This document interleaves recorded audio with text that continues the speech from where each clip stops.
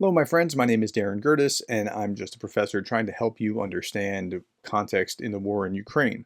Today, I want to talk about YouTube because some squirrely things have been happening, but I want to make it clear about what's happening and looking at different levels of things that could be happening and to differentiate because so what happened with the reporting from Ukraine just a few days ago is different than what happened with Warthog, which is different than what's happening now with Jake Bro or others. Okay, so let's try to clarify some things. 2 days ago, the other night, I saw what happened. My box started lighting up with these things. Hey, have you seen what happened to reporting from Ukraine? Well, on the heels of what happened with Warthog, people were coming to me about that. I saw the reporting from Ukraine demonetization video. So this is what I posted. Can anyone generate a bat signal that says NAFO? If so, email it to me. Transparent background is best. And so a number of you did, and this actually went into the thumbnail of the video the next day, the NAFO dog in there. And I wrote, I created this video and then I put on my community, dear community, many of you have alerted me to the reporting from Ukraine situation. Thank you. Now I need your help to spread this video and contact YouTube. And I still believe that you need to contact YouTube. But there's a place where you need to contact YouTube and then there's a place where you don't. Let me show you a few of the places where you don't. So for example, Jake Bro has had this issue here, and he put this out on his community tab just a couple like yesterday. My YouTube video from yesterday was demonetized. Well, wait a minute, he's demonetized. We ought to be. Wait a minute. Let's explain why. And Jake, I think, is very clear and on point with this. YouTube does a poor job explaining why this happens, but I'm assuming it's because I showed a clip of the destroyed city of Mariinka. This is a new YouTube policy in response to mostly to the war in Gaza, but it means I'm able to show less and less of the war here on YouTube without a video being demonetized. Demonetized videos are suppressed in the algorithm and people won't see them unless they go directly to my channel to find them. I'm not complaining. YouTube is not taking away my free speech or anything. I can still make videos and post them here. YouTube has been very good to me over the last 5 years. I understand YouTube is just trying to protect their advertisers who do not want ads to run on videos that show clips from war zones. But this means I'm going to have to say a lot more of, quote, you can watch my clip in the link down below, unquote. And I will have to direct you to Twitter or another platform. I know this is inconvenient and annoying, but these are the rules if I want to continue playing the game on YouTube. Take care, everyone. Glory to Ukraine. That's a very level-headed response from Jake Bro, and I think he's right given his situation. Now, what are the rules for this policy? This is the violent or graphic policy.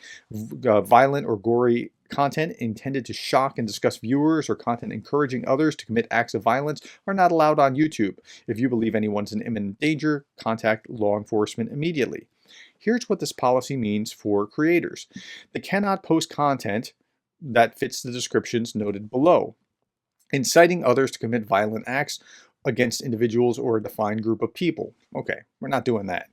Fights involving minors, footage, audio, or imagery involving road accidents, natural disasters, war aftermath, terrorist attacks or aftermath. That's possibly something that's going to be getting people demonetized. Street fights, physical attacks, immolation, torture, corpses, protests or riots. That could be robberies, medical procedures, or other such scenarios with the intent to shock or disgust viewers.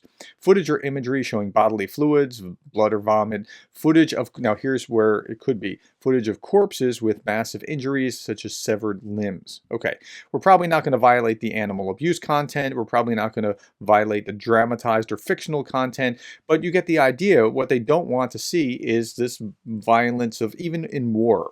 That makes it very difficult, especially if you're someone like Combat Vet Reacts, who's, I mean, his whole thing is showing you, here's what happened. I saw this happen. They should have done it this way, or they're doing this. The other side is closing in on them, and that, right? It's very difficult for his kind of channel, particularly, to be able to thrive with the extra restrictions. Let's hear 2 little clips of what he has to say. When a video on YouTube is demonetized and ads are no longer run on that video, YouTube's algorithm no longer shows it to anyone. it shows it only to people who actively search it out. For example, it might play as part of a playlist, or if someone has notifications turned on a channel, then they'll get notified the video has gone live. Typically, what I have found is when a video is demonetized, in fact, I can show you one of my recently demonetized videos, and you just tell me if you can see the point where the video became demonetized on this graph. Any guesses? When do you think the video became demonetized by the YouTube algorithm? Right? You can see here it has 5,558 views. Demonetization hits, and it goes from 555 to its current level of 6,001 views. Now, around this point, right around, I think, day 5 or 6, I unlisted it just to try to figure out what was going on. Okay, so you can see what the negative effect is of demonetization. But more to the point, Paul talks about what's actually happening, or how he is trying to, okay, he's being a journalist about what's going on in the situation on the ground. I'm doing the same kind of thing. I'm trying to cover the most important topics and to leave a record, like, this is what's happening. This is what has happened there. You need to see this. But I'm coming at it very differently. I've had things demonetized, like when I was just talking about Russian propaganda, because there happened to be some clip in the background or a picture in the background that they demonetized, when I'm just talking about how Russia is describing the events here, and like from RT. But it happens. It just does. Okay. So, but he has a harder run. Now listen to his how he thinks about this. And in order to cover the war, you have no choice but to depict it. And once you prohibit people from depicting those images, then you're prohibiting people from covering the war itself. War is a destructive act inherently.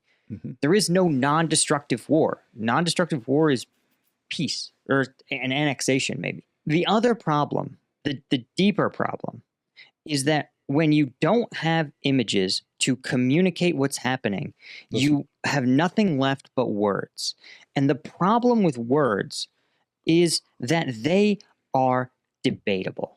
You can wrestle words into meanings that they didn't have originally. So as you can see, pictures are actually far more powerful than words in just driving things home. But if that's not within the rules, as the rules have changed, it becomes problematic. Okay, now I want to look at what happened to reporting from Ukraine, because is that what's happened to reporting from Ukraine? I don't think so. Reporting from Ukraine is in a very different category, or they have been told that they have too many bots on their channel, and that's why they've been demonetized. Something seems weird about that, and I think YouTube needs to know that something strange is going on, and we need to reach out to them. That's also different than what happened to Warthog Defense. Warthog was told that they were impersonating somebody. Who are they impersonating? They're the only ones named Warthog out there. And I think that there was something probably nefarious going on there. I can't prove it, but we reached out to YouTube, asked them to check it. They checked it, and they restored him. And that was the right approach. Now, we also asked them in a kind way, please look at this, not you're a bunch of jerks or conspiracy theorists or whatever else. Okay, so that leads to this. Dear community, have you ever been unsubscribed from my channel or any other YouTuber's channel? For clarity, you did not unsubscribe, but it was done for you. Another YouTuber reached out to me because other people had been complaining about that. I don't know what's going on with that. I don't know if that is a thing, if that actually happens, if it's a malfunction, if it's user error. I can't tell you anything about that. But I can tell you this. Comment setting. People will complain fairly regularly about, my comments disappear. Okay, comments sometimes take 20, 30 seconds or something to actually show up for some reason I don't quite understand. We can also, as the creators, like if you have laced profanity, it may disappear just because of the settings. Because as much as I'm about Ukraine, it's also kind of not a family channel, but I mean, I'm trying to not make it like very toxic or where people are cursing at each other. So there's something to that. So some comments will disappear because of that, but it catches too big in a net sometimes. So I don't think there's a conspiracy there either. In fact, I look at YouTube and I go, okay, Russia court fined Google $50.8 million over fake information that they refuse to take down.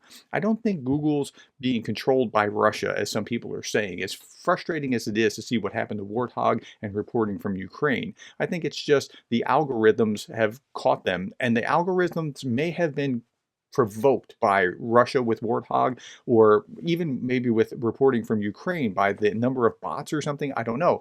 But we need a fair review by Google, that's YouTube's parent company, by Google, to look at to see what's actually going on. And that's what we're asking for. So when I look at reporting from Ukraine, here is Reportes desde Ucrania. That's their Spanish channel. And I still think it would be a very healthy thing to go to YouTube and say something to the effect of, this channel has been demonetized because of excessive bot traffic. This channel provides important news, and whatever it is, and just let them know so that they can have that. But is there some kind of grand conspiracy? I don't think so. And I think Jake's right about where he is. And Combat Vet reacts, I get why he's frustrated, but that's a different level than something like Warthog, and we need to be a little bit clearer about how we're seeing this. Okay, I hope that helps you understand like the different gradations. Like what's happened with Jake is not the same as what happened with Warthog, which is maybe different than what happened to reporting from Ukraine. But YouTube is not the enemy. It's trying to thread this needle. I'm trying to thread this needle. I'm now thinking what's going to happen. Like, look, I know I'm on YouTube's platform. If they demonetized or if they removed me, what would be my fallback plan? If you have any ideas or thoughts about that, please put those in the comments below, because I'd like to hear what you think maybe I should do in order to create a plan B just in case the worst happened. Okay, thank you for your time. Thank you for the likes, the shares, the subscribes, and thank you for being the kind of person that cares about Ukraine.